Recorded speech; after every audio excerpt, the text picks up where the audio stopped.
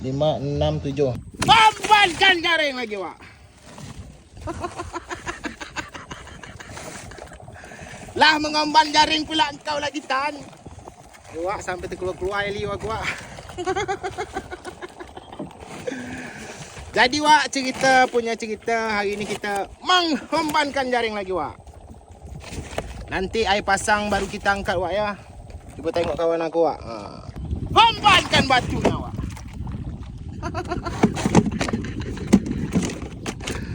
Bismillah, semoga ada rezeki kita hari ni, Wak.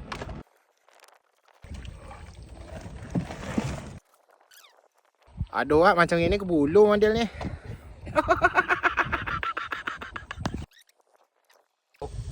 Ikan duri, boh. Alhamdulillah. Dapat 2 ekor cuma, Wak. Kurang batu jaring ni, Wak, timbul. Balik dulu kita, Wak. Hembankan ladder. Hembankan ikan. Hembankan air asam. Hembankan kuah. Banyak sikit kuah, Wak, dimuai.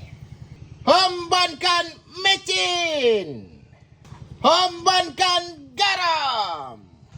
Hembankan udang. Dan di sini kita tengok ikan duri gulai asam pedas kita sudah masak. Gila. Menyala, Wak.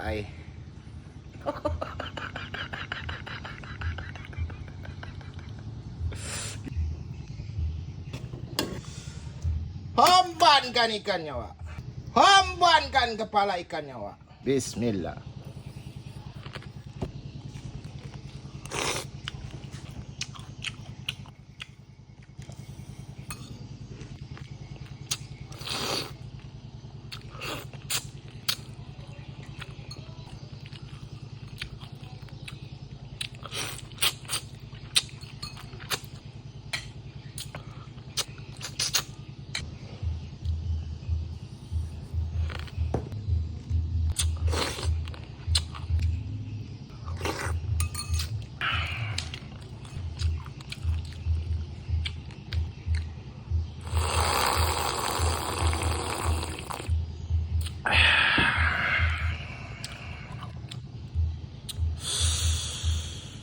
Gila, Wak.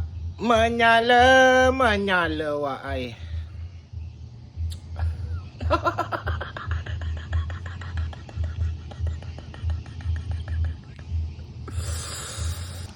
Alhamdulillah, hari ini kita dapat rezeki dari hamba Allah daripada Singapura, iaitu telur 7 ikat. 1, 2, 3, 4, 5, 6, 7. Jadi, Wak, telur ini akan kita sedekahkan untuk masyarakat yang betul-betul membutuhkan. Terima kasih banyak hamba Allah dari Singapura. Semoga awak sihat selalu, murah rezekinya, panjang umurnya, selalu dalam lindungan Allah Subhanahu Wa Taala. Amin.